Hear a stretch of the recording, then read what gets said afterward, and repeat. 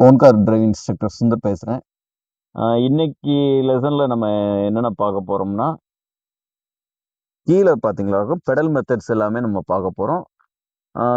போன கிளாஸில் வந்து நம்ம சீட் எப்படி அட்ஜஸ்ட் பண்ணி உட்காருறது, சைடு மிரர் எப்படி நம்ம செட் பண்ணுறது, சென்டர் மிரர் எப்படி செட் பண்ணுறது, எல்லாமே வந்து நம்ம பார்த்தோங்க. அதுபோக ஸ்டேரிங் அட்ஜஸ்ட் பண்ணி வீல் எப்படி ஸ்ட்ரைட் பண்ணி நம்ம பண்ணுறது ரொம்ப ஈஸியான இதாக நம்ம பார்த்தோம். இன்னைக்கு லெசனில் நம்ம என்ன பார்க்க போகிறோம்னா, ரொம்ப ரொம்ப ஒரு முக்கியமான லெசன்.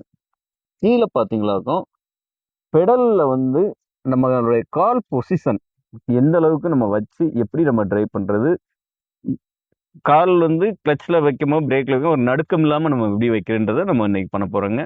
பார்க்கலாங்களா? ஓகே. இப்போ வந்து நம்ம இன்னைக்கு என்ன பார்க்க போகிறோம்னா, பெடல் கண்ட்ரோல் எப்படின்றத பார்க்க போகிறோங்க.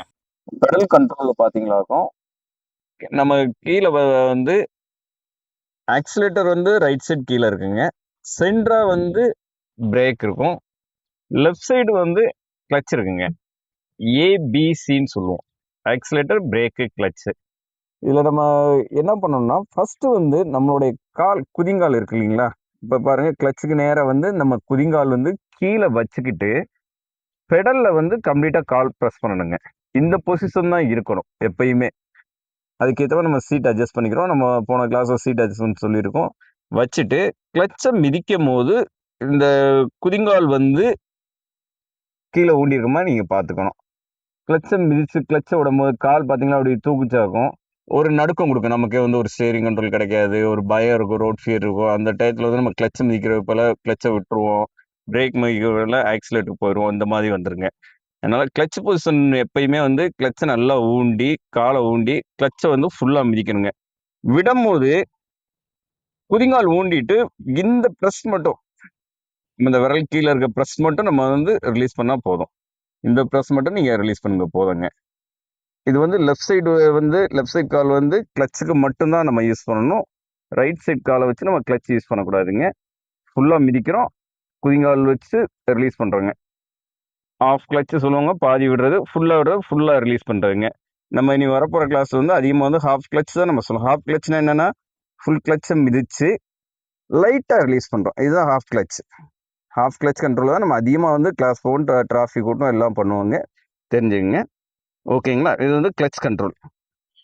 பிரேக் வந்து நம்மளுடைய வலது கால் வந்து நம்ம கிளச்சை மிதித்த மாதிரியே வலது கால் வச்சு குதிங்கால் ஊண்டி பிரேக் வந்து நம்ம அப்ளை பண்ணுங்க. பொசிஷன் பாருங்க, பிரேக்குக்கு நேர கால் இருக்கு பார்த்தீங்களா? பிரேக்குக்கு நேர கால் இருக்குங்க. இந்த பொசிஷன் தான் நம்ம வச்சுக்கணுங்க.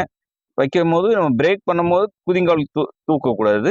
தூக்குனாலும் நம்ம கண்ட்ரோல் கிடைக்க எவ்வளோ பிரேக் பண்ணுறோம். ரன்னிங் பிரேக் சொல்லுவோம். ரன்னிங் பிரேக்னா நம்ம வெஹிக்கிள் வந்து போகிற ஸ்பீடை வந்து ஸ்லோ டவுன் பண்ணுறதுக்கு மைல்டாக வந்து நம்ம பிரேக் அப்ளை பண்ணுவோம். அதனால இந்த மாதிரி நீங்கள் தூக்குனீங்களாக்கும் உங்களுக்கு கண்ட்ரோல் வந்து கிடைக்காதுங்க. புதிய ஊண்டிட்டு நீங்கள் பண்ணும்போது நம்ம பிரேக் நல்லா ஃபுல்லாக மிதிக்கிறோம். லேசாக வந்து ரிலீஸ் பண்ணாலே போதும். வண்டி வந்து நல்லா போகிற ஸ்பீடு வந்து ஸ்லோ டவுன் கிடைக்கும். ஓகேங்களா? இது வந்து பிரேக் பொசிஷனுங்க. இப்போ ஆக்சிலேட்டர் பொசிஷன் நம்ம எப்படி பண்ணோம்னா, பிரேக்குக்கு நேராக வலது காலை நம்ம வச்சிருக்கோம் இல்லைங்களா? வச்சுட்டு இப்படி கிராஸ் பண்ணி இந்த கட்டவரல் இருக்கு இல்லைங்களா? இந்த கட்டவரல் வச்சு லேசாக கட்டவரல் வச்சு நீங்கள் டிப் பண்ணாலே போதும். வண்டி நல்லா கிடைக்குங்க. நீங்கள் ஃபுல்லாக வந்து ஃபோர்ஸ் பண்ணணுன்ற அவசியம் கிடையாது. லேசாக பண்ணாலே நமக்கு வந்து அழகாக வந்து வண்டி ஸ்மூத்தாக மூவ் ஆக ஆரம்பிக்கும். நீங்கள் இங்கே வச்சு நேராக பண்ணீங்களாக்கும் பிரேக்குக்கும் கிளச்சுக்கும் ஆக்சிலேட்டருக்கும் வித்தியாசம் இல்லாமல் போயிடும். நீங்கள் பிரேக்குக்கு நேராக கால் வச்சுக்கிறீங்க, ஆக்சிலேட்டர் கிராஸ் பண்ணி தான் கொடுக்குறீங்க. இதுதான் வந்து ஒரு ப்ராப்பர் மெத்தடு. கிராஸ் அப்படின்னா ஆக்சிலேட்டர், ஸ்ட்ரைட்டாக மிச்சா பிரேக்குங்க. அதிகமாக வந்து இதை பண்ணிக்கலாங்க. இப்போ நம்ம இந்த மாதிரி கால் வந்து நம்ம பிரேக் நேராக வச்சு கிராஸ் ஆக்சிலேட்டர் கொடுக்குறதுனால நமக்கு என்ன ஒரு பெனிஃபிட்னா, ஆக்சிடென்ட் வந்து அவாய்ட் பண்ணலாம். நம்ம வந்து ஒரு நல்ல ஸ்பீடாக போயிட்டு இருக்கோம், சடனாக வந்து நம்ம பிரேக் பண்ணோம்னா பிரேக் பண்ணுவோம், கால் ஸ்ட்ரைட்டாக வச்சு நம்ம பிரேக் பண்ணலாங்க. நிறைய பேர் பார்த்தீங்களா, டிராஃபிக்ல இல்லை நல்லா ஸ்பீடாக போகும்போது வந்து பிரேக்குக்கு பதிலாக ஆக்சிலேட்டர் கொடுத்துருவாங்க. அதனாலதான் நம்ம வந்து ஸ்ட்ரைட்டா வச்சு நம்ம வந்து பிரேக் பண்ண சொல்றோங்க. ஆக்சிலேட்டர் கிராஸ் பண்ணணும். நீங்க சென்டர் வச்சு பண்ணீங்களா பண்ணக்கூடாதுங்க. இதுதான் வந்து ப்ராப்பர் பொசிஷன். பிரேக் ஸ்ட்ரைட் பண்ணி கிராஸ் பண்ணி ஆக்சிலேட்டர் கொடுக்குறாங்க. ஓகேங்களா? தேங்க்யூ.